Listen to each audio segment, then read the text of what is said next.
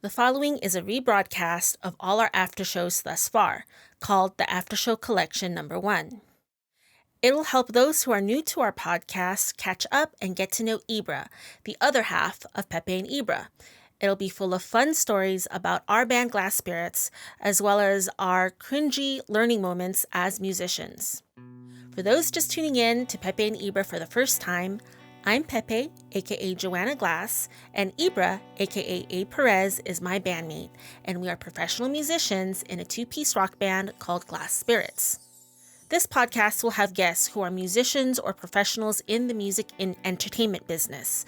They'll have music tips, discuss issues within the music industry, what inspires them, and their creative process. Our current schedule will be to publish each episode every week.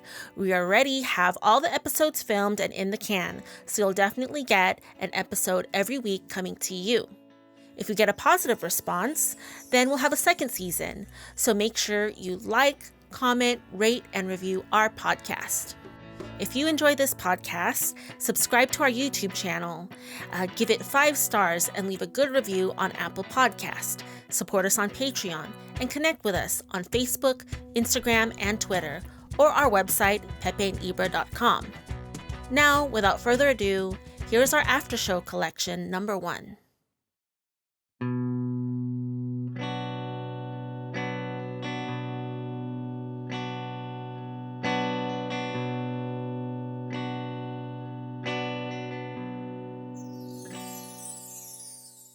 In this after show, the passing of Abe's wife, Suzanne, comes up. It wasn't planned, but we decided to just leave it in there. All right. Well, so this is the Pepe and Ybra. I guess this is like an after show. This might be a bonus episode or bonus material for our Patreon.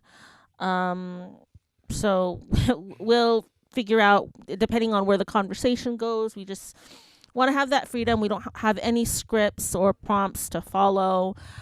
We just finished recording our session of the podcast with our guest Brian Spahn of Spahn Drums, and Abe was the main host for that. And how did you feel about that?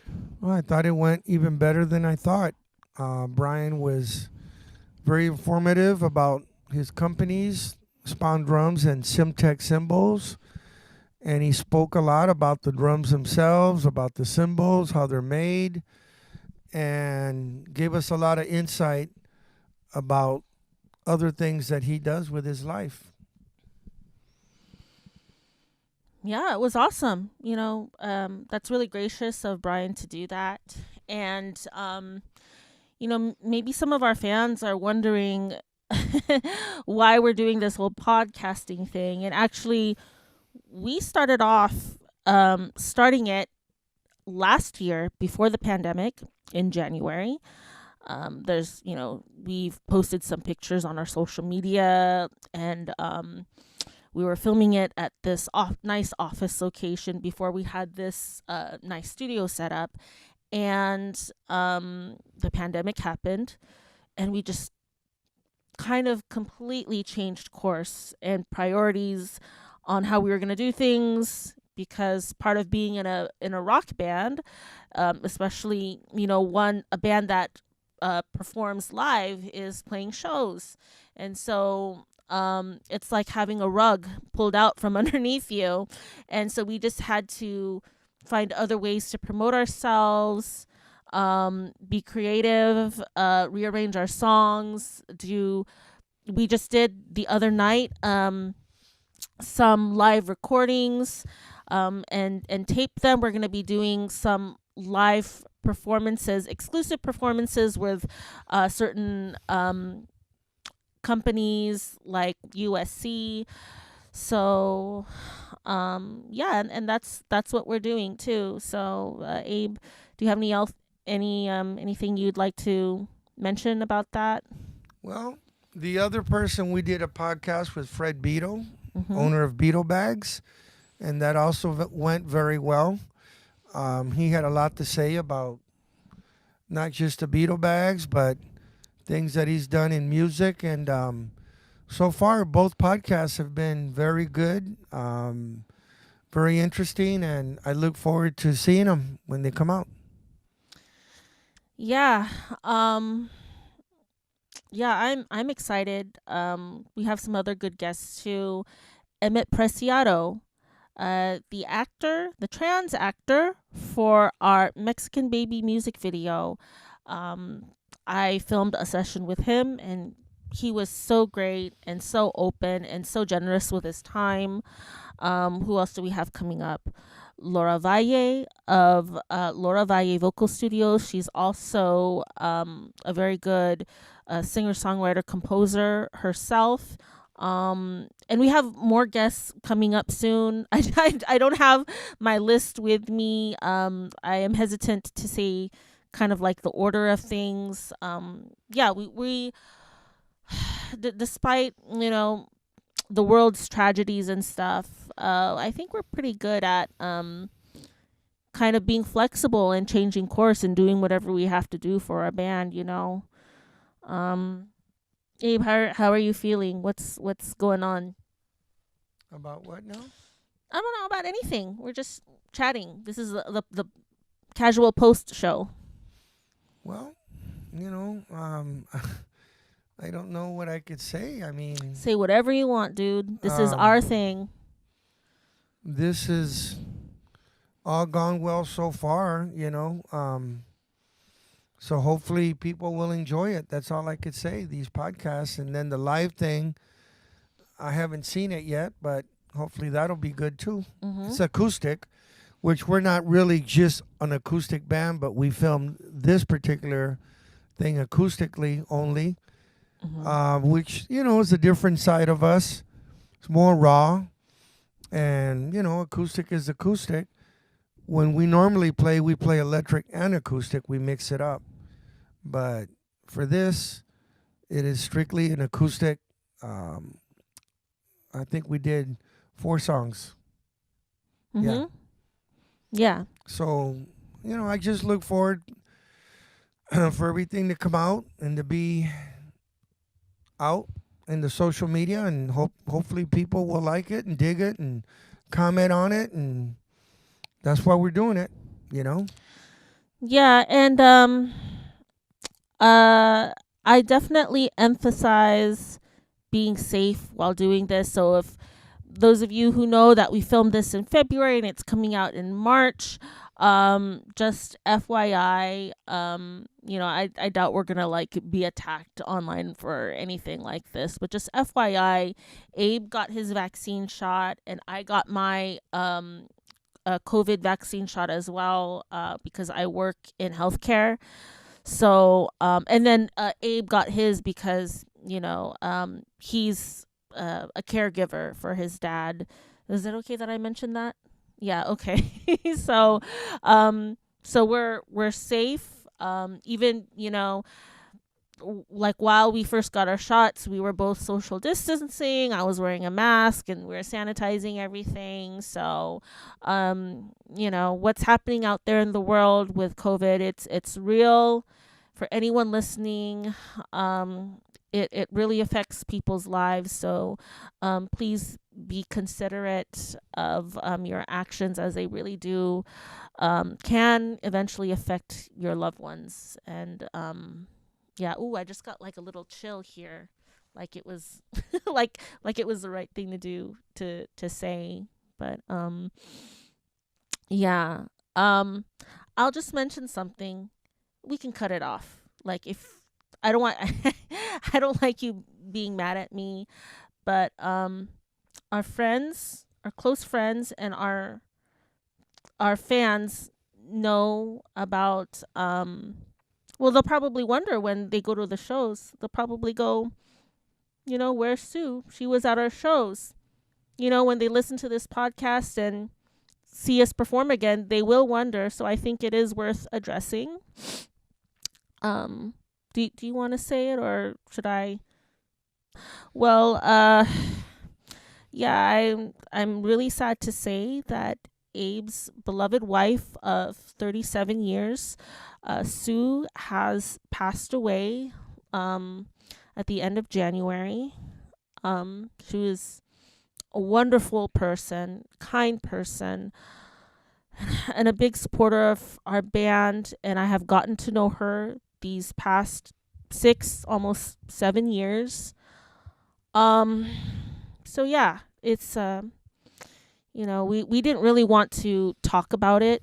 We talked about not talking about it, but I just figured our fans who have been going to our shows, and she was always at our shows, and they might ask where she is. So I think, we should say something at least once.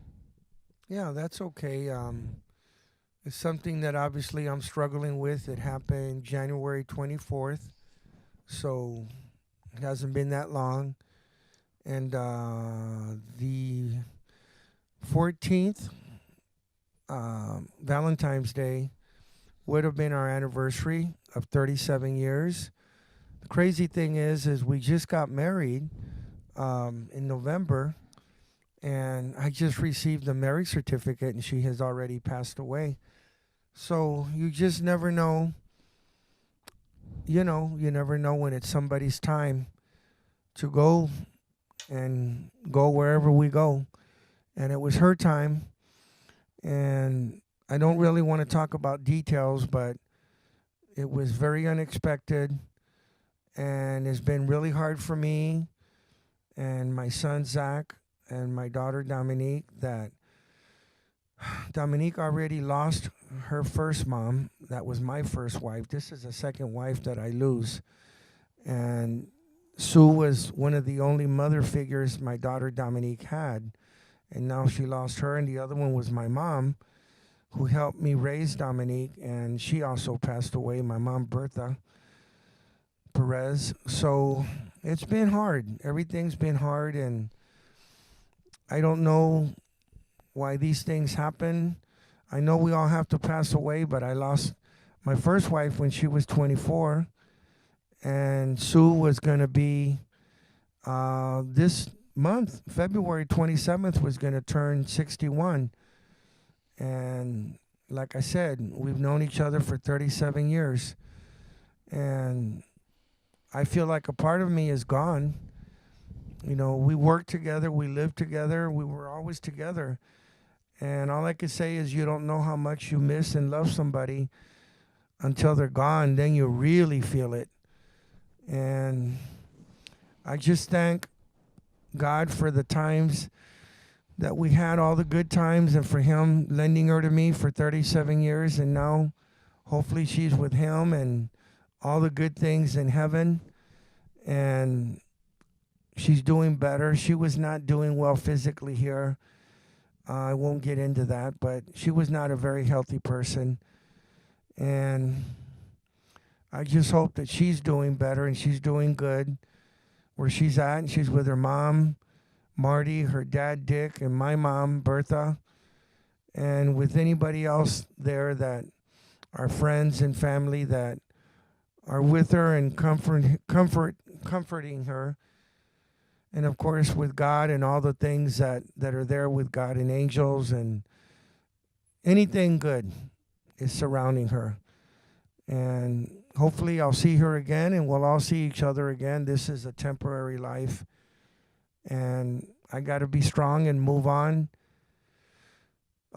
best I can. It hurts. I hurt a lot. I was telling Joanne, I hurt every day. I cry every day. And it's still hard for me to believe, but it's true. It's real. So that's about it. I said about as much as I could say about it for now. Yeah, thank you for sharing that. Yeah. By the way, her birthday's coming up, so I hope there's some, you'll find something nice to do. Gosh, that was such a dorky thing to say, but yeah, well, my immediate family that lives here, my sister, my brother-in-law, their daughter. My dad's here, but he has full-blown dementia, so he doesn't know what's going on. Mm-hmm. And then my son Zach will be coming down. He lives in Pasadena. My daughter lives here, Dominique. We'll be getting. Then you're invited. You're like family. we'll be getting together and having a dinner and just remembering her and celebrating her birthday. Even though she's not physically here, hopefully she's here in spirit. And we want her to know we didn't forget about her and we're not going to forget about her and we'll always love her. So, yeah, we're getting together on the 27th for that. All right. Okay. Um, yeah, I don't know what else to say to follow that up. Um, yeah. You know, at first I didn't want to do these podcasts. And then Joanne and my son Zach and my daughter Dominique said, I didn't even want to play either. At times it was hard. Joanne knows when I was playing, I was getting things in my mind about what happened and seeing Sue's face in my mind, and it was distracting me. But overall, I think I'm better off doing this and sitting around and just feeling bad and crying and feeling bad all day. So I'm trying to get involved in things that I love. And this is a whole new world for me anyway, because I didn't grow up with podcasts and social media and stuff. But I guess it's a part of this new world in music. So I got to just get with it because it is here. And you either get with it or you miss out on things that you should be doing as a band. Mm-hmm. So that's why I'm doing this. Yeah. And thank you for, you know, doing it, just, well, I mean, Well, I'm doing it for yeah. me and I'm Mm-hmm. doing it for our band. Yeah. I'm Yeah. doing it for those two reasons. Yeah. And I'm trying to do something positive, like I said, instead of just sitting around and feeling bad all day, because I don't think that's good for me or good for Sue to see me like that. I think the better I can be accepting it, the better she can be accepting it. Hopefully, she's already accepted it wherever she's at and moving on. And hopefully, she could be with me and our son and her sisters, Laura and Jean and Barbara, and help them and her brother Richie deal with all this because it's hard for them also, you know. So hopefully, she's a different person as far as the spirit and has a lot more light in that than we do and can deal with it a lot better. Mm-hmm. Because I wouldn't want her to suffer either, like we are. Yeah.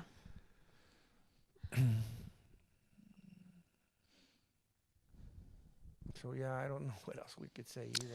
You know, Oh, yeah. No, I didn't want to interrupt it's or okay. anything. It's And, okay. You know, just, anything you got to say, I'm pretty much tapped on anything else I could say. You know. yeah. Yeah, it's been a trip,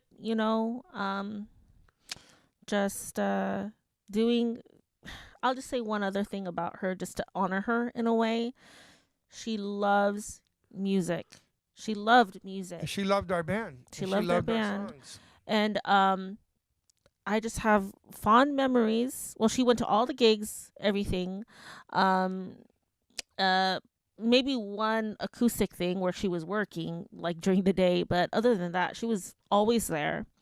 And I just have fond memories looking out into the audience, seeing her sing along to the songs. Even my own mom doesn't know the words of, She knew the words to yeah, she knew everything. the words to our songs. And she'd just kind of like dance and sing along, and it was so wonderful. And at the end of Something Unspoken, it goes dun dun dun dun dun, dun ha. That's how I'd sing it, and she'd always sing along. She'd always chime in with a ha, and it was so sad when we were rehearsing it and recording it that when we play that song live, we won't see her doing that. But you know what? Um, as sad as that is, we gotta. I know, we gotta do this band thing for ourselves, but also it's like, you know, let's try our best, and we've gone this far and developed as a band this far. Let's try our best, and she would have wanted us to make it. And so let's just do our best. And yeah, I agree. yeah, you know what I mean? Like she yeah. Yeah. Yeah. Yeah, she wouldn't have wanted me or the band to stop because of this. She knows I love music. She would have wanted me to move on and continue. As hard as it is, because it's hard. Yeah. Yeah. I'm trying to keep it together because I don't want to start crying on camera. I cried before we even went on. Oh, yeah. It's, But to anyone that's going through something like this, I feel for you. And this is probably the worst part of life, is losing someone you love. Mother, father, a child, a brother, a sister, a spouse. It's devastating. And it's just something that you carry this pain with you all the time. And you don't want to tell people, only close people. I told Joanne, I hurt all the time. I have this hurt. When I wake up in the middle of the night, I got to go to the restroom. I'm like, I get up, I got the pain. I'm like, oh man, I wish it was just a dream, but it's real. I'm having weird dreams.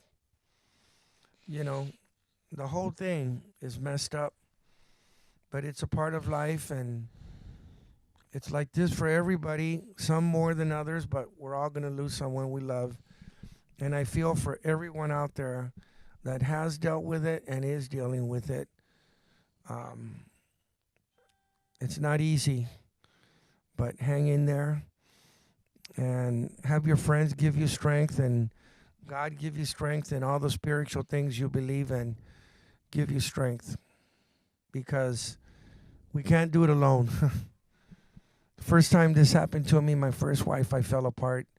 I started drinking, and I was a mess. A mess, I mean a mess. This time I told myself, I'm not going to start drinking. I'm not going to fall apart. I'm going to hurt. I'm going to cry. I'm going to feel bad a lot for I don't know how long. But I'm going to try and keep it together for my kids, for my 93-year-old dad that I take care of with my sister, who has full-blown dementia. So if God would have wanted me, he would have taken me too. And he didn't. So it's not my time yet. So I'm going to do the best I can, being strong and moving forward positively.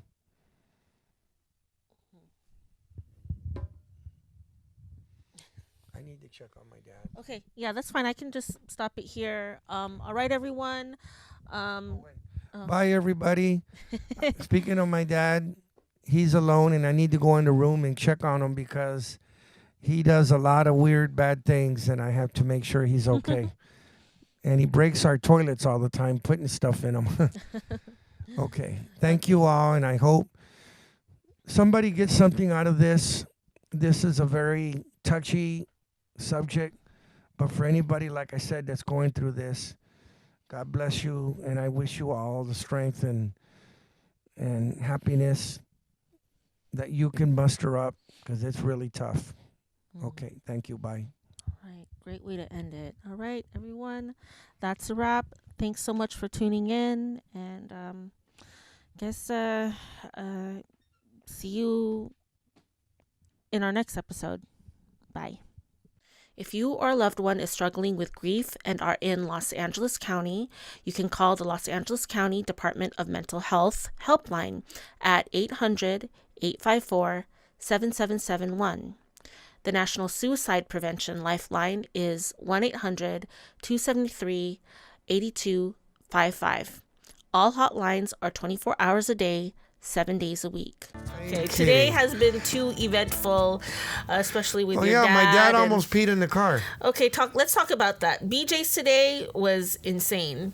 BJ's, the restaurant, not like blowjobs. You know karate? Yeah, when I'm mad, I know karate magically. But okay, let's start off. So today we had, so a lot has happened. We were preparing to have our live stream performance for USC.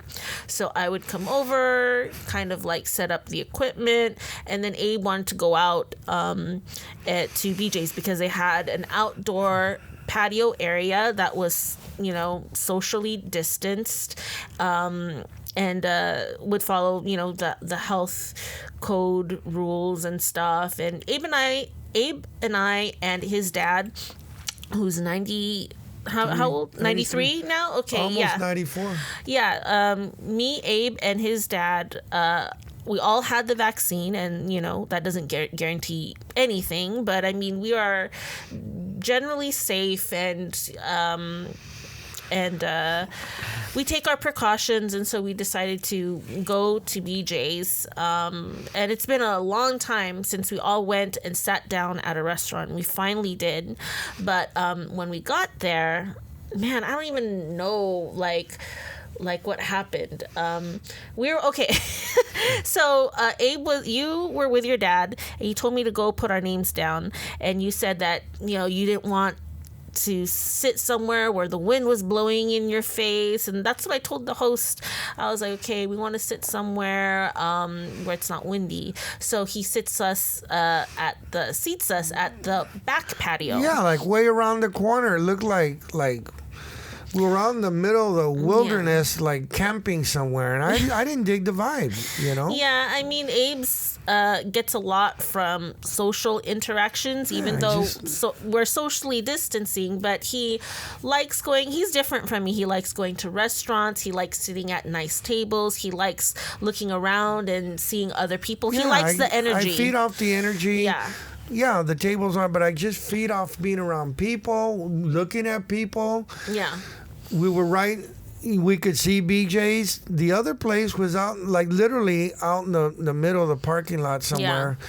And there was like one couple there. Not that I'm going to talk to anybody, but it just wasn't stimulating. I would have eaten at home for all that goes and not left a tip. Yeah, and then so we walked poor Abuelo all the way to the back patio. Yeah, I call him Abuelo. And then Abe didn't want to sit there, so we get the hostess. We tell the waitress to get the hostess. The hostess comes, or the host comes, and we Abe tells him what he wants. Then we go get seated to the front patio, and then we walk Abuelo all the way to the front area, and Abe was trying to point out what seat he wants, and the host is just trying to make sure he gets the right seat, and yeah, and then they said it would just take, a couple minutes. They let us sit inside. You didn't want to sit, but me and my dad sat in a booth inside just waiting. To wait. There was nobody there. Nobody by us. Yeah, and so then I just noticed Abe had a mask, and I personally know he's taken the vaccine, but anyone around us, I just didn't want anyone around us to like give a shit because they didn't know that Abe took the vaccine. And then Abe was covering his face with this paper or the menu over and over, and I was like, hey, why don't you just... Quick, the way I was thinking, we weren't by nobody. It was my dad and me. And my dad both have had both of our shots. We weren't by. There was, the restaurant was not open. Yeah. The other people that worked there were not even by us. Yeah. So I wear the mask when I have to, but if I don't have to, it bothers me. I'm not gonna lie, it bothers me. Yeah. And then so that's where he was coming from. That's his mindset. And then I was just thinking, okay, why not make your life easier? Just put on the mask, and you don't have to keep covering your face. I'm looking at it at a effort standpoint, just like have the mask, no one will give you shit, and then and when we get to our table, take it off. I just I wasn't trying to boss him around or tell him what to do, but anyways, and so and then Abe, you want to take over the story now? What happened? It all happened so quick. I think I said something about don't worry about it. Yeah. I don't want to wear them. I'll wear it if I have to. Yeah. Then you replied, like saying stuff. Yeah. And then it just... And then I said, hey, let's just drop it. I knew that, things were like getting tense and I didn't want to make a thing about the stupid mask.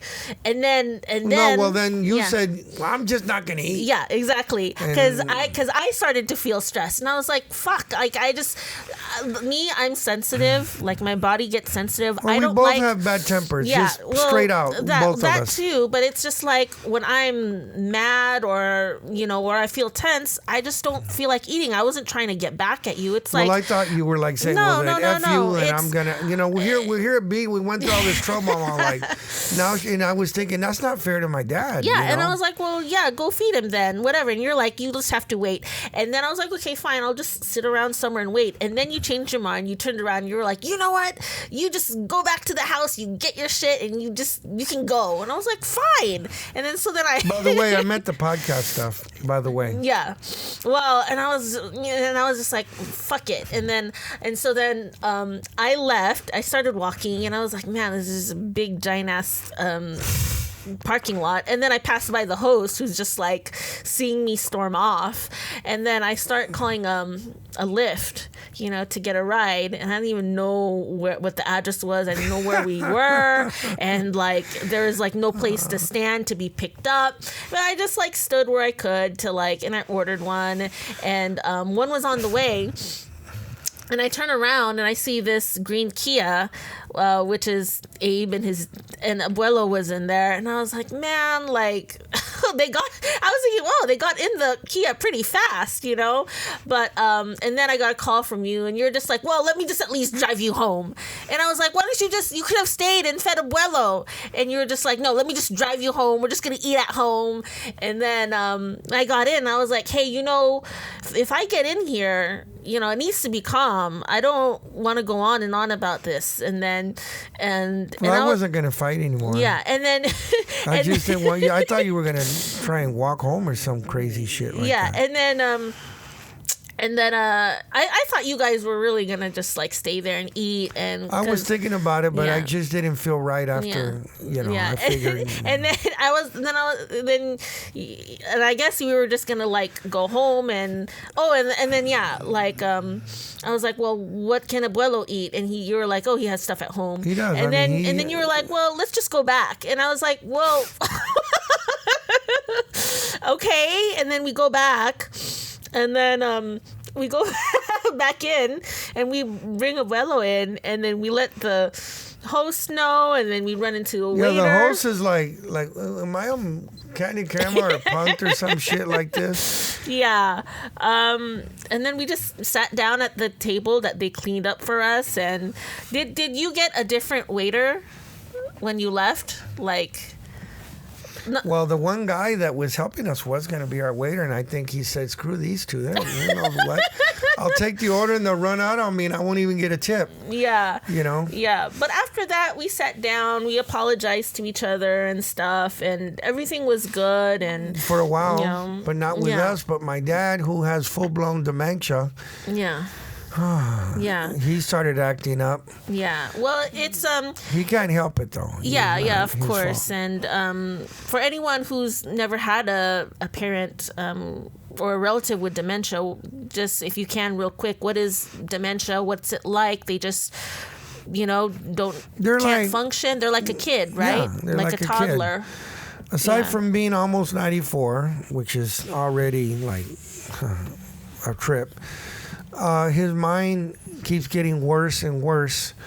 But yet he understands some things, but some of the things he does, like when he was drinking his Coke, he was doing things that were not right. Yeah. When he was eating, he was getting a lot of good thing. You put the napkin bib, on him like a bib, yeah. And then I gave him another round of the Coke. Yeah. He wouldn't leave till he finished it. We were in a hurry to do the podcast. Yeah.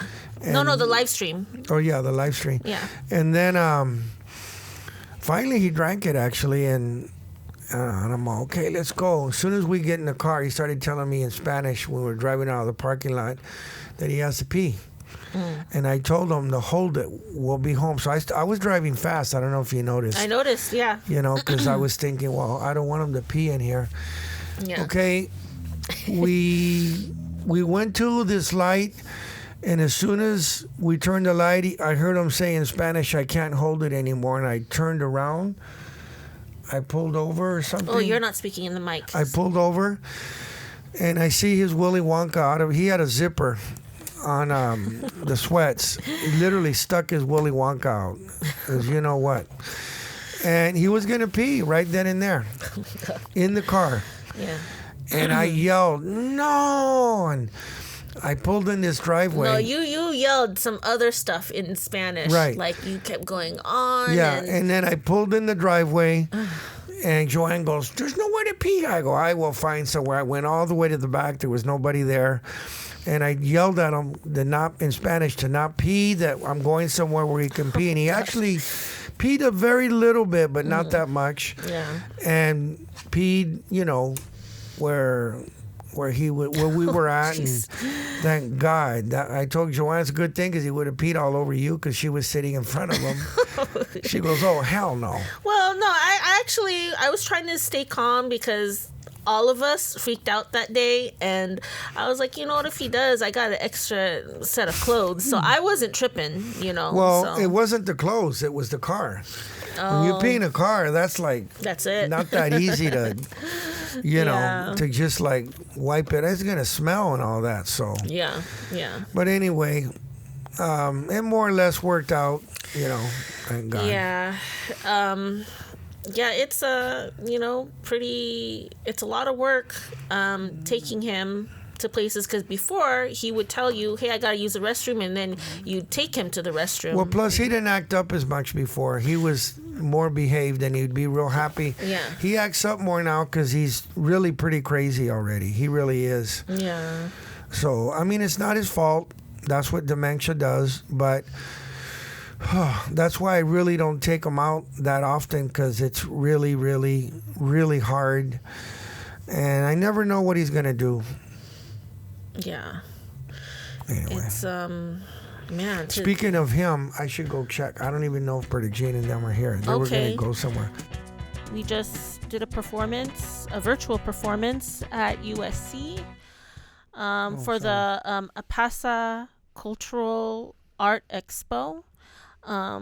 We played a couple songs, Something Unspoken and Secret of Mania acoustic. Then we got to go into breakout rooms, and they served as like little virtual booths where students can pop in, ask a few questions.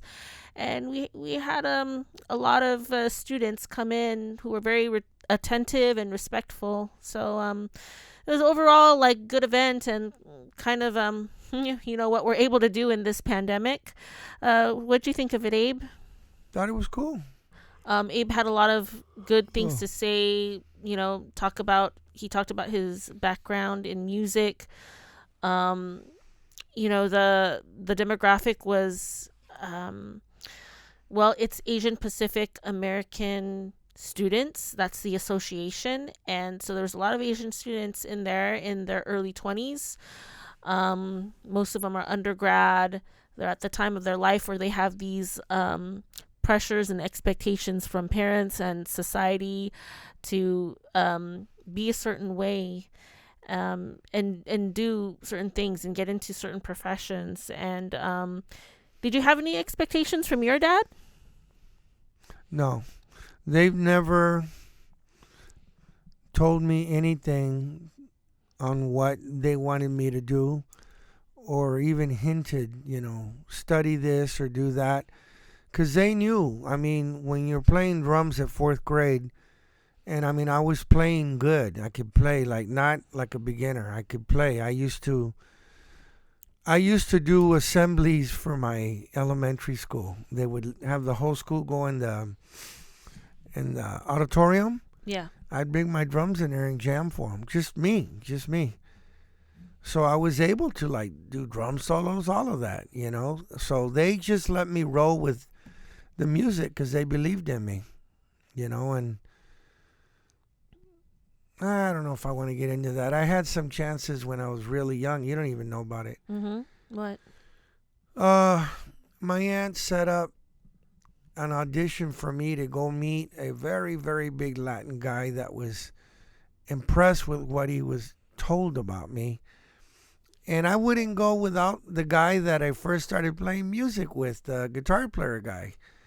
The two-piece band. Yeah, he's the one that got me into music. And I said I wouldn't go without him. My aunt said it has nothing to do with him. It's not for him. And he just wants to hear you play drums. They had a drum set there for me. Yeah. He was somebody really big. I think, I want to say René Toussaint, who was real big at the time. He was like a Tito Puentes kind of guy. And I never went. So that could have been an opening for me to actually get connected in music. How sometimes they'll push young kids that can play at a young age and play professional already and maybe get hooked up with something, but I never went. So why did you feel like you were being not loyal to your friend? Yeah, well, to my bandmate. He's the one that got me in music and kind of got me started. And I just felt we were a team. And I just didn't feel like going without him. I should have, because, that might have been my break at a very, very young age too. Sometimes you only get one break in life. That could have been it. I don't know. I've had other things I didn't do. I told you about the motels. Soundgarden. The motels, I spoke with Martha Davis on the phone. And she told me she's got a new kind of music she's coming out with called New Wave. I'm like.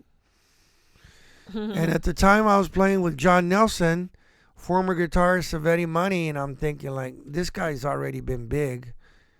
Why would I want to quit? And John is really crazy.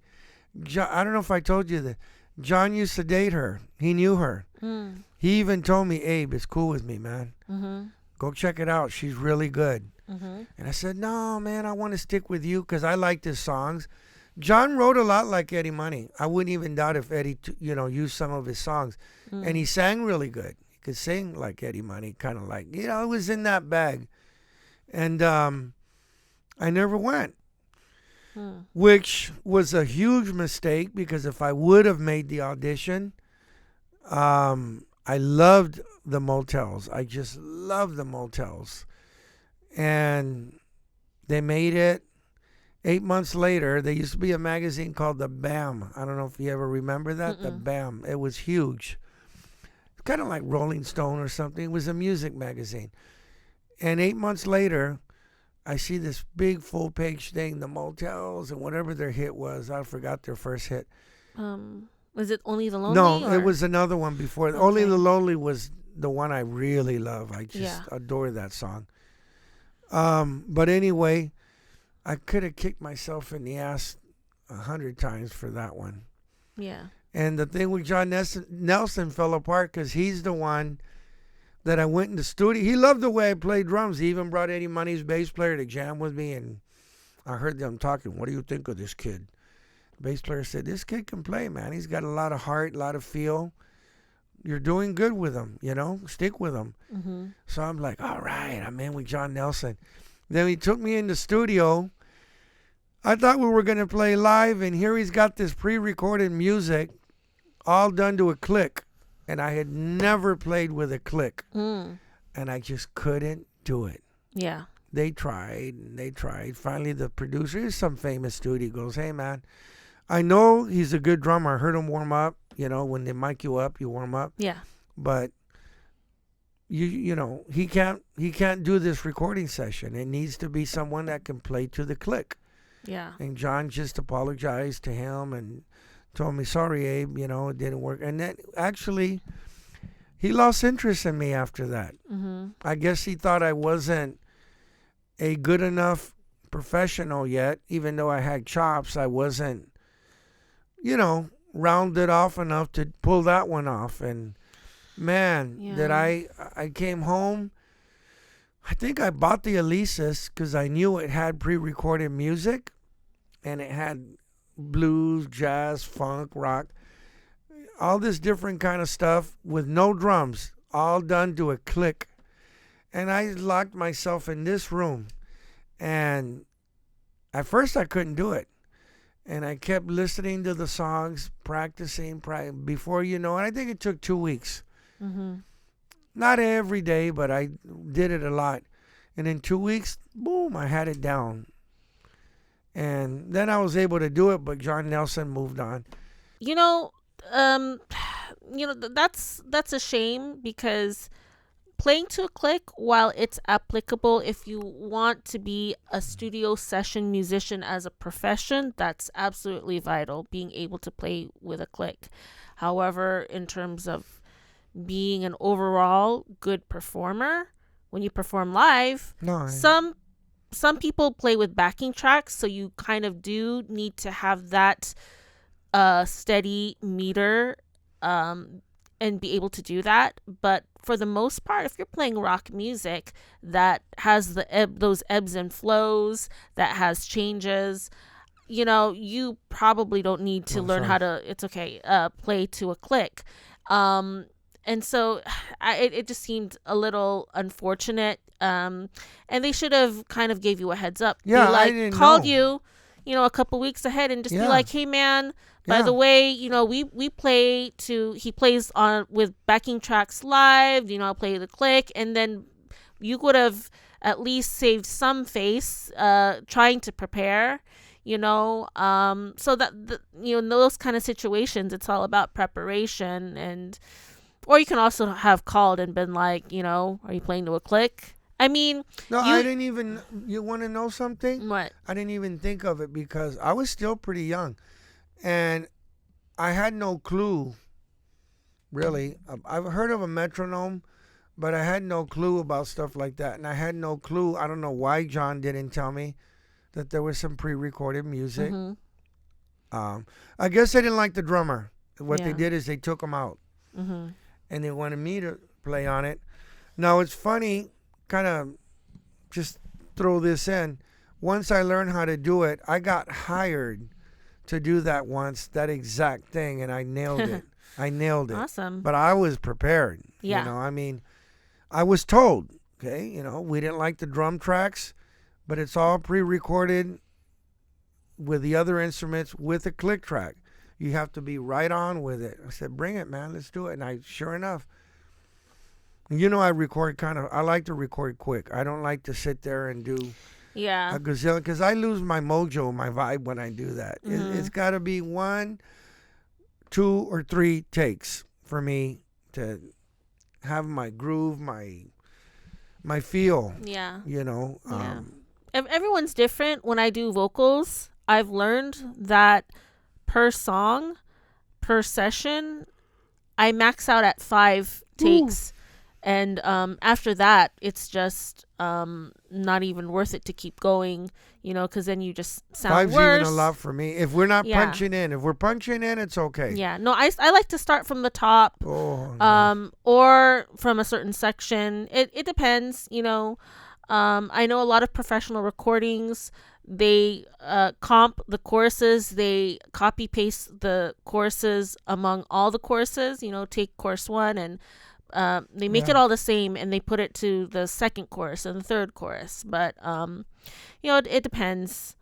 But yeah, you said you had another audition story you want to share. Well, then later on in life, it's just another break that I never even tried. I was in another band that I wanted to be faithful to, but I think it was in a recycler. I saw an ad from Soundgarden. They weren't famous. I didn't know who they were. They were called Soundgarden by then? Pretty sure. Yeah. Pretty sure. Yeah, because how else would I know? Yeah, it was Soundgarden. And they were telling me they're from Washington or Seattle or something like that. Yeah. And I made the audition. I think I spoke to the lead vocalist. What's his name? Chris Cornell? Yeah. And I made the audition. Of course, I didn't tell my band. And Did you play?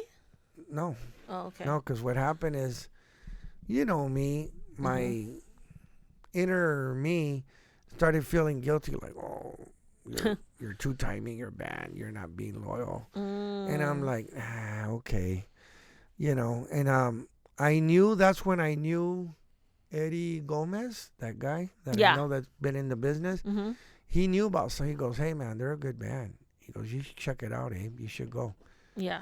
I go, yeah, but I want to be loyal. I was in a band called Fortress of Solitude, FOS. I wanted to be loyal to them, which was another mistake.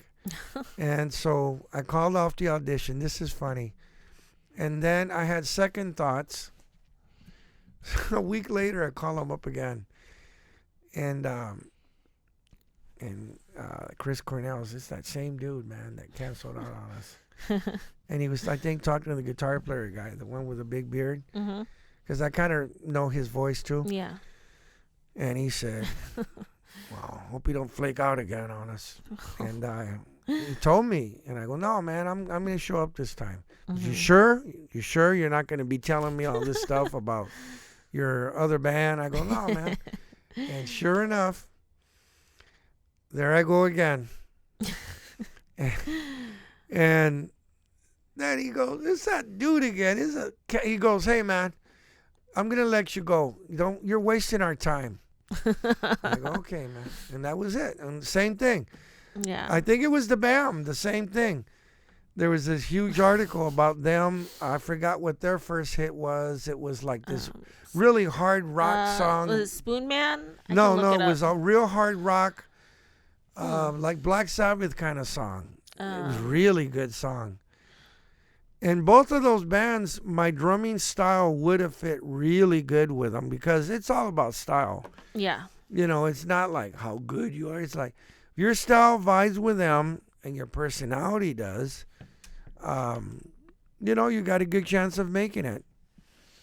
Yeah. And did you find the song? Oh, no, I wasn't looking for that. I think it's Bad Motor or something. Okay. I'll look it up. Yeah, look it up. Bad Motor something. It was a hard, like a lot Black Sabbath. With first Soundgarden hit. We'll see. Hunted Down.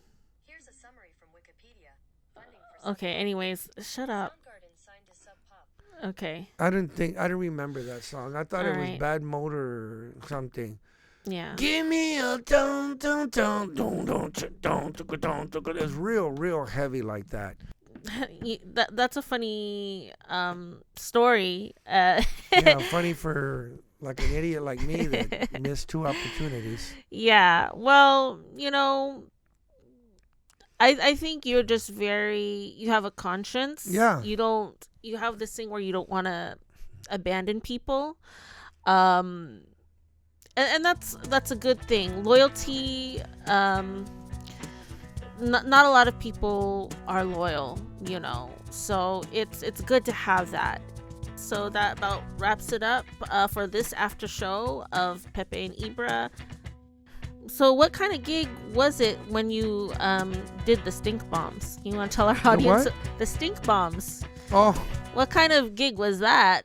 That was a nightclub. Okay, tell us about it. It wasn't a dinner club. It was big. It was a big club. Yeah. Oh my God. Pretty big, like 3/4 as big as the canyon. It was big, like real big. Oh wow. And me and the bass player Jeremy Masana, we were bored, man. We were kids and we were over there for a long time. And towards the end, we didn't know what to do. So him and I always roomed together, hung out together, and we decided to go to the store and buy stink bombs. Yeah. So then Jeremy had an idea to rig it up. It had this thing that you could pull and it would open up the stink bomb.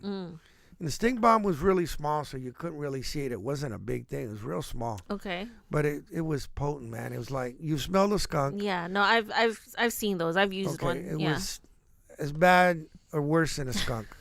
Okay, so the make matters even worse. Not only doing it in the club, but he put it by Davy London's pedals, so when he bent down to plug in his pedals. I had to go like that. He had a string off to the side of the stage. Mm-hmm. I went like that to let him know Davey's face was right by the pedals. Yeah. He pulled it and it went off. Davey just jumped up. Jumped, man, like a kangaroo. He goes, woo! What if that has to be A Big Jeremy? Because he knew. There was other things we had done. He goes, where did you guys eat? He thought we farted real bad. Yeah. And we started making up all this shit that we ate at this weird place, and we ate fish eyeballs. And he believed it because the smell was just atrocious. Yeah.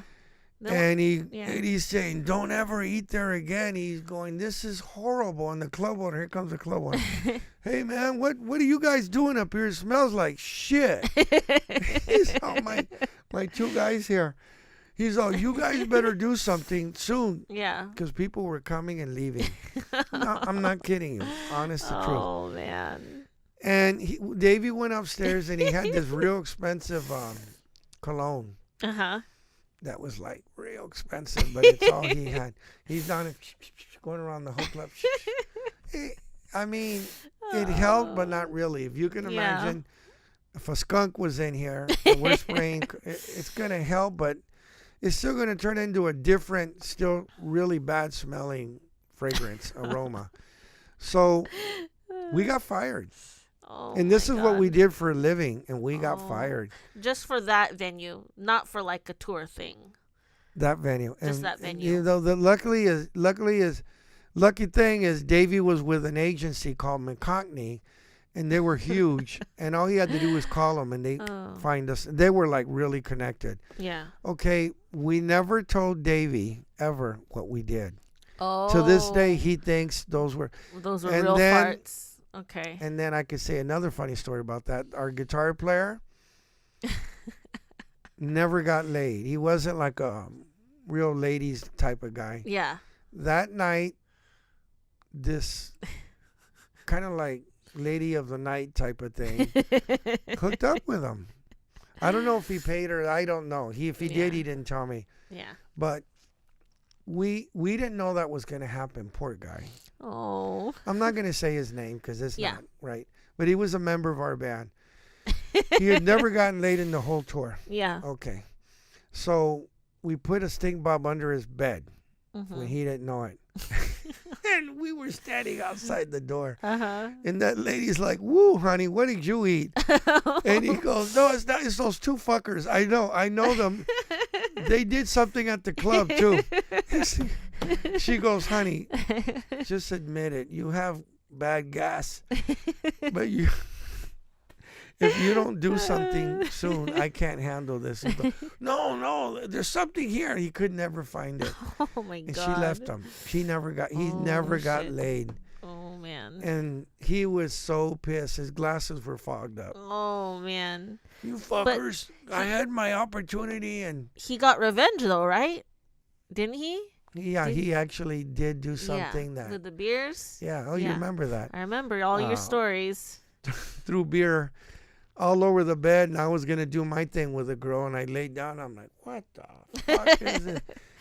And she's all, I ain't going to do nothing with you. Wait, so tell our audience, what did he do with the beer? He just... Put a bunch of beers all over my bed. He poured beer on the bed. But I didn't see it because, we drink. Back then I would drink every night. Yeah. And so I came buzzed. I had a girl. Mm-hmm. And I'm like, all right, let's do this. So I laid down in the bed. I was naked. And I'm like, woo. And the girl, so she's all, what is this? What do you do to your bed? I'm like, I don't know. And then I figured it out. And he's sitting there like just smiling. And I poured a beer over his head, but he didn't care. He goes, I don't care. But he blew my thing. He blew my thing. Oh man, you guys crack me up. There's something I'll ask. If you don't want to talk about it, we just cut it out for sure. Just for our audience, you might have noticed that Abe has been the main host for a few of the podcasts, and then afterwards he got busy in his personal life. He was kind of like all podcasted out. And, I mean, it does take energy and it does take time, and I totally understand it. I was inspired to bring up the podcast again, and just so you had something to do and you were more busy, especially after Sue passed away. And I think it might have helped initially, and just as a type of check-in or check-up. I mean, how have you been feeling since then? If you want to let our fans know who are curious. I don't have as many bad days or as many bad times as before, but I have them. Just not, before it was like nonstop, like just almost nonstop feeling bad, feeling real hurt.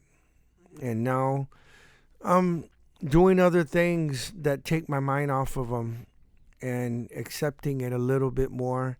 And I have my moments, and I still can't like drive around and listen to music because Sue loved music, and of course it makes me reminds me of her. She loved our band and she loved music, so I really can't by myself. I'll listen to music with other people in the car, or I'll play music with us. But as far as driving around and listening to music, it just brings back too sensitive of memories of her for me to deal with, and I don't want to drive around crying and stuff if I don't have to. So I just turn the radio off. I can hardly listen to a song all the way through. I never do. One thing you did mention was that I don't know if you really got into it, but you have said lately that you really like classical music because it's soothing. I mean, are you listening to that? No, when I've just heard it, for whatever reason, somebody has it on. Oh, okay. At the right time, it could be a cool vibe, like something that's very relaxing. Yeah. No, it can definitely be relaxing. I mean, that's what music can do. It can be very healing for a lot of people, and I hope, man, for your sake, you can be able to listen to music, in peace. Yeah. I mean. Well, with time, I mean, it's only been since January. Yeah. Towards the end of January that she passed away, and that's 3 months. Yeah, so it's still way too early for me to be, in my heart, in my soul, like it's okay, it is what it is. No, it's a very empty feeling, and being with someone for 37 years and being together day and night is just not something you just all of a sudden accept and move on like nothing happened. You can't.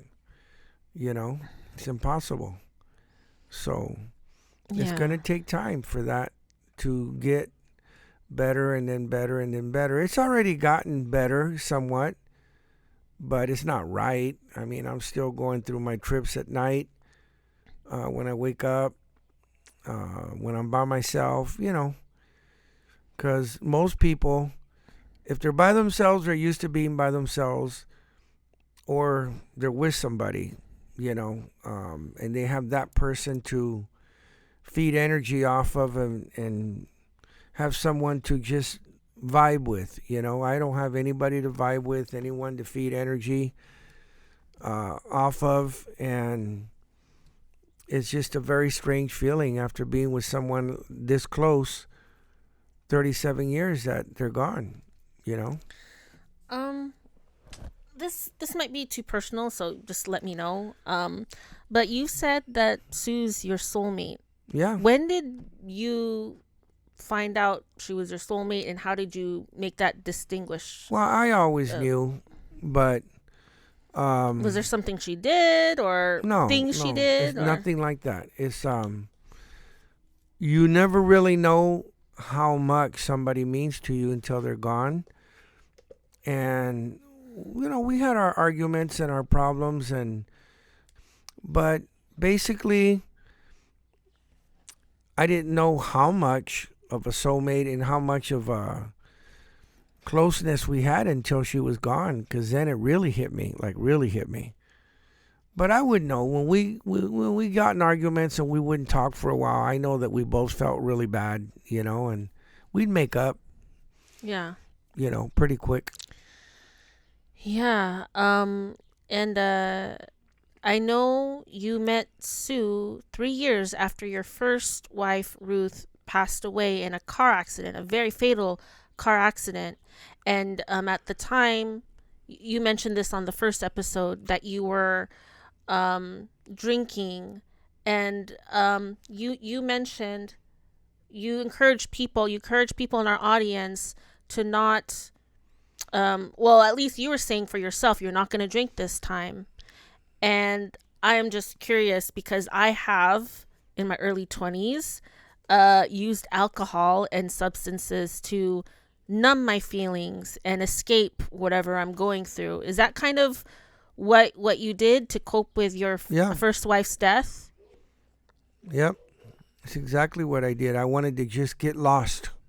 I still feel like doing that, but I just know that doesn't work. So I learn from my experiences, number one, and number two, from all the drinking I did before, because I turned into a bad alcoholic day and night, and not just beer. I was drinking hard stuff and beer.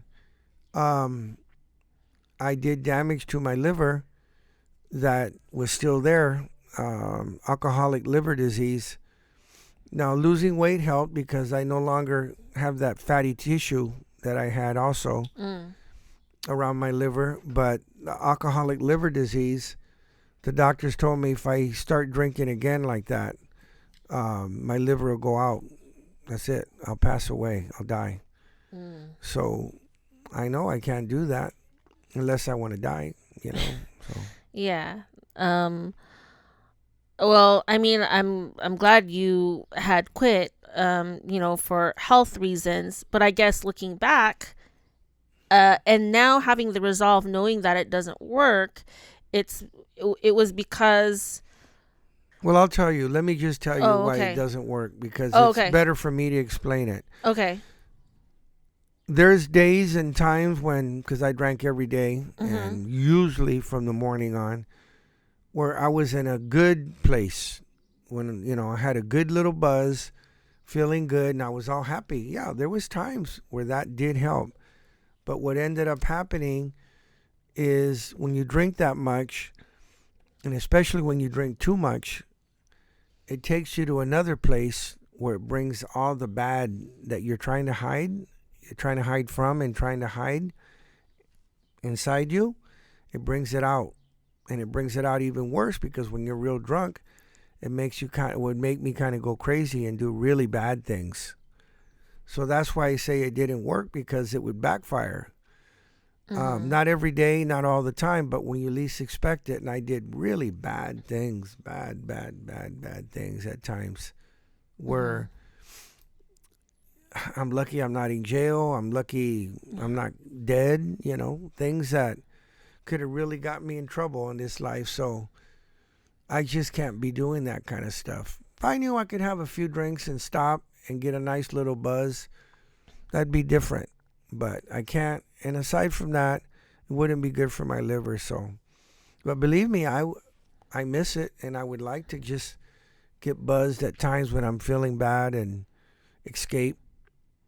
But for now, I've been just trying to have tough skin and dealing with it, and just kind of like meditating, and not meditating like people that do meditation, in my own mind, and thinking about, God and all the spiritual things I believe in to help me, and to accept it, and think of the things that could help me get through it, which is knowing that we're all going to die. Sue obviously died younger than expected, but we're all going to end up there. So in her case, it came sooner than expected. And my first wife, it really came sooner. And there's nothing you can do about it. If it happens, it happens. And can't change it. That's one of those things. Can't change it. Yeah. So See, I just think what you've been saying is I guess it resonates with me a little bit. I dated someone who was an alcoholic, or maybe still is an alcoholic, and it was hard because he'd start drinking early in the morning before he went to work, and I just it was difficult because I was trying to ask him to stop, and he tried, but I just knew it was in him, that he had this huge urge to drink, and there was nothing I could do. And so I guess if you take yourself back to that time, had it been maybe your friends who are going, man, Abe, you're kind of going crazy at this party or whatever, was it kind of like there was nothing anyone can do or say to get you to stop? No, no one really tried. When I got too drunk and started doing bad things, they just all get away from me, not come around or leave, or, Yeah. Nobody wanted nothing to do with me when I was in my bad parts of the alcoholism. So do you think Sue helped because she was more vocal about it? Well, the way Sue helped is she told me, I've had it. If you don't stop drinking, I'm going to start splitting when you get drunk like that, because I can't take it. And then I realized that I did love her, and I didn't want her to do that. So she's the one why I stopped drinking. I didn't want her to really leave. So that's why. Yeah. No, that's great. I'm glad that worked out, because, for many couples and couples that I know, when one person says something and maybe the other person tries, but it's not enough, because alcoholism is so strong. And it becomes a habit, like drugs. People don't think so, but it is a habit, like a habit that you can't just, whether it's smoking, alcoholism, drugs, those kind of habits, you don't just, quit without repercussions. It's hard. Yeah. If you or someone you know is struggling from mental health or substance use, you can call SAMHSA's National Helpline at 1-800-662-4375. SAMHSA is a Substance Abuse and Mental Health Services Administration. This helpline provides 24-hour free and confidential treatment referral and information about mental and substance use disorders, prevention, and recovery in English and Spanish. You did another prank with beds with you and Jeremy. Oh, yeah. Tell us about that. It's not one prank. We used to... My thing was stealing a passkey. I stole the passkey. I don't know why I do that. And we would I know I do it so we can do this kind of stuff. Take the bed out of the room, but we'd wait till the room was rented out. And then the people go up to the room. We'd be down at the desk, right? We'd see that they rent this room, the room we had the passkey to. And then we'd run up there and move the bed before they go in the room. And then we put it in our room. And then the people would be, honey, I don't see a bed. Do you? No, dear. Well, we need to go down to the front desk. So they go down to the front desk. And you're talking about in Canada, when we played, it would be the nightclub, the rooms, which was usually more than one story, and a strip club. All three things. And separate places, but all three things in one building. So they had to go down elevators. By that time, we had time to put the bed back in with the frame. And we'd see the manager, who was the funniest Asian guy. Little guy. He could barely speak English. And he goes in the room. You say that's a bed. Why you crazy? Why you say there's no bed? There's a bed. And they're like, No, but there wasn't one. He goes, you crazy. You are drunk. No, we're not drunk. We and Jeremy are... we're like, we had the door cracked, Yeah. So after enough of that, this owner said, like, wait a minute. This can't be. How can this happen? So he caught us. He hid somewhere. And then he jumps out when we had the bed. We dropped the bed. We're like, yikes. He goes, I knew you two guys. Oh, man. And then he goes, he told us if we weren't such a good band, because at that place, we were their favorite band for the crowd that he had. And he said he would have fired us. Oh. Okay, like another funny story with that. So we finished that place. We went back about 6 months later because they liked us so much. And I had gotten beat up like real bad. Oh, and yeah. I had dry blood on me. I had a fractured clavicle, which hurts more than a break. The bones were rubbing. Do you want to talk together. about the fight? I got my ass kicked. I was super drunk, and I tried to fight and forget it. That guy was a karate guy. You were trying to defend someone, right? Davey. Yeah. And normally I did know how to fight good, and I could fight good. First of all, I had no business getting him. It was not towards me. Second of all, I was so drunk I couldn't even walk, let alone. Because, Canadian beer is stronger than our beer. Oh, okay. Good Super to know. strong. In that particular night, I got not just drunk, wasted. So, yeah, I couldn't fight. So the guy tore me out. I had it coming to me. Okay, so we drove to the next place. We would drive usually 2 days. No shower, no nothing. 2 days. We'd stop to eat, slept in the van or in the car. We had a Cadillac and a van. Okay.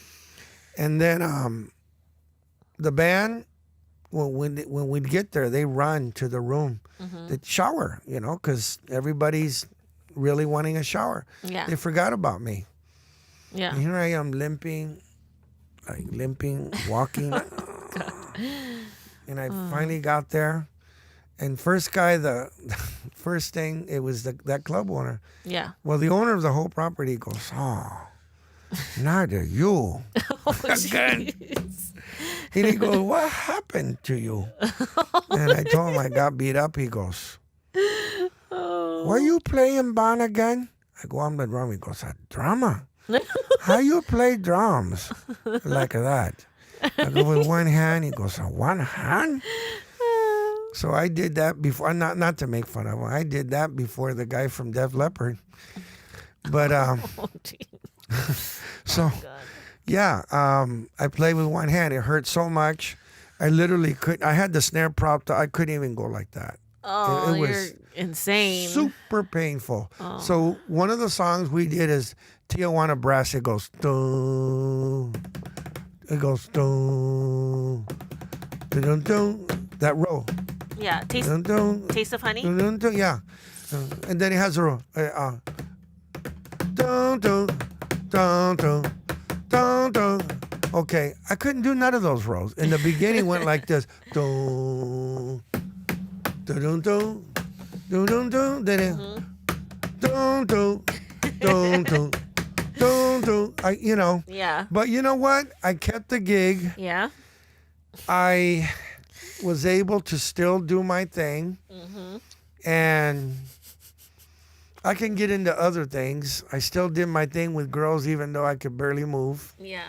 And oh my God, some stories about that, but that's probably TMI right now. Those bands, Soundgarden back in the day and Pearl Jam, speaking of style, now I'm thinking about aesthetics. They had the long hair. And did you have the long hair at the same time? That's when I had super long hair, and I was this skinny. I think I weighed $130, like that. Yeah. I mean, how important was image back then? Everything. Yeah. I mean, let's put it like this. It never even got to your plane if the image wasn't there. So the hair had to be long. You could, like the way I have it now, that wouldn't fly. Had to be at least, like down to here. Mine back then, you saw the pic was down to Yeah. here. And my sides were like, shoo. It was like a girl's hair. Yeah. Okay. And you had to be skinny. And I was able to do it then, so I was very skinny. And you couldn't have, at that time, no facial other than long sideburns were in.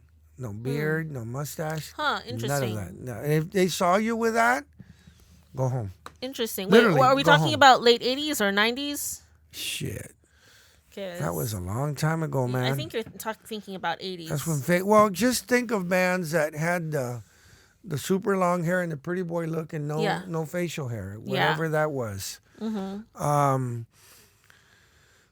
Okay, well, Led Zeppelin, Bonham had a mustache, so it was like had to have been after that. Maybe things are different with drummers. Do you think? No, it was just a band thing, so it could have been the 80s that was like the vibe. Yeah. Because there was a hippie thing during Black Sabbath, Zeppelin, where they did have beards and facial hair. So I think that came in afterwards. And the funniest story was when I went to back then there was no internet. So I had to drive to Hollywood, or even worse, North Hollywood, Yeah. which is far. I lived here, La Puente. Okay, so I drive to this house, knock on the guy's apartment. He looks at me through the screen. He goes, "You're too short. I'm sorry, but you're not going to." Oh, now that's just rude. And I go, "What?" I mean, I'm not a real tall guy, but I'm not a midget.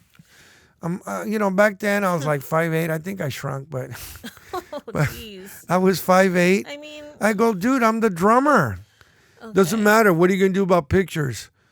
I go, if you want, I'll wear high heels. I go, "Let me just come in and play my music." I had my demo tapes, oh, man. And he said, "Sorry, man." And I cussed so him out. I stupid. cussed him out through the door. Because pictures can be staged in a way where the tallest person could stand further and everyone can kind of, No, they be wanted a balanced. band with all tall guys. And there were bands like that.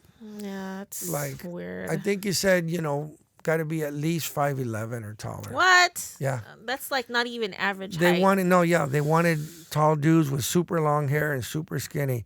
The image thing back then was as important as the way you played. So in other words, if you could really play, but your image was screwed up, forget about it. Forget about it. Yeah. It wasn't going to happen. Yeah. You weren't going to join any bands back then. I could name names, but I'm not. That wouldn't be cool. But cats I know that were very talented, that never had the image, and back then they couldn't get in bands. Yeah, that's a shame. So back then, this was after your Canada touring days. Did you Yeah. need to have an image for when you played with Davy London? No. So what was that like? Because I know you were doing these dinner sets. That was once in a while. There were more than the dinner sets. They were just outright plain, regular. Yeah. Yeah. So I had the really super sore clavicle, and when you're on the road and you're young and your testosterone's going, sometimes I don't even care what the girl looked like, because shut off the lights and do my thing, and it's better than me, doing my thing. So this particular girl I met was really good looking, and it was right before our show. Like I had about an hour. And I met her at the strip club. I was at the strip club having beers. She comes up to me. She put the moves on me. I'm like, I go, "You want to go to my room?" She goes, "Sure. I'd love to do this and that." I go, "But I have this bad shoulder." She goes, "I'll do all the work. Don't worry about it." That's nice. And I did my thing. I was wearing white pants that night. That girl was so dirty and she had VD, which I didn't know. My white pants were stained that same night with pus. Whoa. with pus. I mean, brown pus. And the guys in my bed, they go, Abe, what's going on down there? And I go, what do you mean? I didn't even notice right away. Yeah. And they're going, what have you done? And I told them, they're like, dude, okay, so she gave me that. And I'd never had that in my life. Yeah. And I went to the free clinic. They give you penicillin, but Oh, damn. the penicillin didn't work on me because I used to take a lot of it for my acne when I was young. So it didn't work on me at that time. Now it will. Yeah. But I used to take it a lot for my, it was something the doctor would give me for my acne when I was young. Okay. Okay. So it just didn't work on me. So it didn't go away. And kind of embarrassing, but I smelled like a goat, my private. Oh. And so I have the broken, the fractured clavicle. I couldn't really do anything. I couldn't even take a shower right. And I'm telling the guys in my band to help me. They're like, nah, man. You know, you got to do the best you can on your own. So I was like the stinkiest guy around. Damn. And I had to end up going back after about 3 weeks to another one. Or the same one, either one, and tell them it's not working. They gave me tetracycline or whatever, but Jeez. girls wanted nothing to do with me at that time. Now, I'm just curious. How come you didn't notice at first? You know, I mean, I was very naive, and I just, first of all, when you walk, you don't walk around going like that. Yeah. I didn't feel anything. I mean, you know, when she disrobed, you didn't smell anything No, or sense no. anything. No, because we just Yeah. did our thing, and we didn't have, like, oral sex. Thank God. Who knows what would have happened to me. Man, that was really a drag because nobody wanted to do nothing. I mean, they could smell me coming and stuff, you know, and it was like... Yeah, that's insane. And they would Like, actually, the girls would actually at that time go, ew, you know, like, what is that smell? Well, I don't understand that smell. Was, It kept getting worse. it was stuck to your penis. Like It I'm was, just trying to understand. yeah, it was in there. Okay. So it kept getting worse. It was rotten, like a rotten smell. Yeah. And not until I got the right antibiotics, finally. Yeah. Well, you got it out of your system. Okay. Well, I mean, we got some definitely interesting stories. So that about wraps it up for this after show of Pepe and Ybra. Knowing your STD status is a critical step to stopping STD transmission. If you know you are infected, you can take steps to protect yourself and your partners. Many STDs can be easily diagnosed and treated.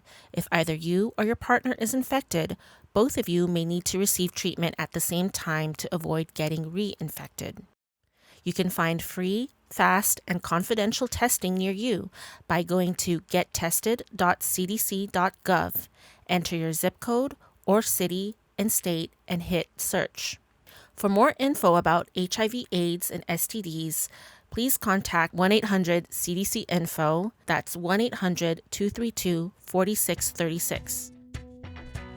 So another thing that I had told Joanne about Canada, because there's so many stories, is one time, okay, this particular member of my band, another guy, not because he couldn't, because he didn't want to, didn't really go for a lot of girls. He's straight, he liked girls, but he was just more interested in making money and playing, and nothing wrong with that, you know. And one day, I picked up on this real heavy girl, real big girl. And I always shared rooms with this particular person. And I went in the bathroom to kind of use the bathroom and wash up a little bit. And this person went in the bathroom with me, my roommate, and he goes, I want to be with her tonight. I said, what? He goes, I want to be with her tonight. I'm like shocked because, you know, this person never, ever said that. And, you know, to want to be with this girl, I was like, okay. I said, I don't have a problem with it. He goes, okay. God, I love the exchange. So we literally got out, and the girl's like, ooh. And I go, there's been a change of plans. It's exactly what I remember that. Okay. She goes, what do you mean? Well, I go, you're not going to be with me. You're going to be with him. Sam was better looking than me back then. I had my looks going on. You know, I did my thing, but this particular person was better looking, period. Taller, bigger, whatever. So anyway, the girl's like, okay, I don't care. You know, she's like, Yeah. you know, all these guys want to be with me all of a sudden tonight. I'm down. And I think she even said, if both of you, and I'm like, no, it's okay. So should I say the rest of it? What happened? Yeah, do it. Do it. Go all the way. I got to be careful about what I say. This is... Let's record it and let's think about it. And then if you don't want it, we'll cut it out. I don't think I should put that part in, because if that person sees it and doesn't like it. Well, the thing is, that person is probably not going to listen to our podcast. So Okay. So I'm just being honest. So I went into the room of another band member. I'll just leave it at that. Yeah. And this band member was kind of kinky dude. And I think he flowed every which way but loose. You know, it's like he had no boundaries on how he rode. Yeah. Which I don't really care. I never cared about any of that. But I had my broken shoulder. And he goes, you can lay in my bed till Sam gets through. And this was Willie that told me this. Oh, yeah. Okay. So I'm laying there. And it's taking forever. And all of a sudden, it really only took about 15 minutes. Willie, we'll call him Willy Wonka, strips down to little bikinis. He had a ding dong like a donkey. Oh, jeez. And he's dancing and going down and doing all this porno humping and shit. And I'm like, I go, hey, dude, don't get any ideas. I have a broken shoulder, but I will smack you into tomorrow. And he's like, I'm just dancing. And I go like, yeah, dance all you want, but don't get any ideas. And he goes, okay. So he kept dancing. I couldn't make him stop. I guess he was thinking I'd be like, ooh, that looks good. And I'd be like, all right, I'm down. Fuck it, you know. But no, so I don't roll that way. So then anyway, so Sam finally, knock. Come in. He goes, Abe, I got to talk to you. I go, what do you mean you got to talk to me? He goes, I couldn't do anything. Go, you've been in there an hour. What have you been doing? Goes, well, I was licking her big tits and this and that. Because she had big melons. You know, big girl, big melons. He goes, but when I went to do it, I couldn't find her thing. I go, what do you mean you couldn't find her thing? He said her pussy's what he said, her vagina, whatever. I go, it's where every girl has it. He goes, but she had too much fat. I couldn't find it. I go, dude, you fucking pick it up and put your Willy Wonka on there and do your thing. Because I couldn't find it. I go, you know what? Get a flashlight or something and go in there, finish your business, because I got to get out of here because Willy Wonka's doing porno dances for me and I want out of here already. But he had been really nice for me to leave the room, and I, not to brag, but I got down a lot, so poor guy would leave a lot for me. So I figured I owe him. I owe him this. Okay. Yeah. So finally, another hour goes by, and he's in there with a smile. He goes, I finally found it. Oh, good, let's go. And I'm out of here, and, you know, Willy Wonka's all, bye. Thanks for visiting. Thanks for the visit. I'm like, holy shit. Well. Anyway, so that's the other crazy funny story. But we actually ran into Sam once, we like at a party or something, and you told Sam that you told me the story about him and the big chick, and then he and how he couldn't find the hole, and he was like, "Man, Abe, why'd you do that? I don't want her thinking I don't know how to do anything." Oh my God. Oh man. But Yeah, there's we can say more later on, but there was a lot there are more of stories. funny things, man. That's great. Being that young and being away from home was really a trip. Yeah. A good experience, though. Mm-hmm. And I'll say this much, I got broken in because when I lived here, I was very shy, and I think there was only one girl, I won't say her name, that I had been with, that I had done it with. Mm-hmm. And you know who it was. Yeah. But when I went over there, oh my God. Yeah. It was on like Donkey Kong. Oh God. I hate to say this, but I probably got who knows how many babies out in Canada. Okay, so when we publish this podcast and we broadcast it, you can find your long lost father in La Puente, California, and his name is Ibrahim Perez. Was it my fault they didn't protect themselves? Oh God, let's not even go there. Well, all right. I was a young kid. I went to do my thing, not worry about anything else. You can buy condoms too. Doesn't feel the same. Well, of course it doesn't. Anyways, so that about wraps it up for this episode or this after show of Pepe and Ybra.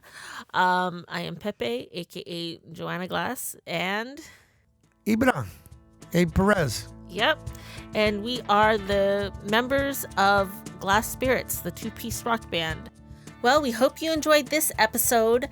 Thank you so much for taking the time to listen and choosing our podcast. It really means a lot to us. On our next episode, we're going to have Amy Melendres, a theater actress and singer from Los Angeles, California. Amy and I talk about her impressive acting education at USC and England, her appearance in Spring Awakening and In the Heights, and her thoughts on body positivity in the age of social media, and being cast as a lead in our band Glasspirits' music video, Mexican Baby. Please rate and review our podcast. And if you want to keep our podcast Pepe and Ybra going, or support our band Glasspirits, please join our Patreon. For just $5, $3, or even $1 a month, you can help keep us afloat. Our band name, Glasspirits, is one word, GLASSPIRITS. The music you hear on this episode is our podcast theme song. It's an original song by our band Glasspirits called Something Unspoken. You can download Something Unspoken from all major retailers or stream it on Spotify.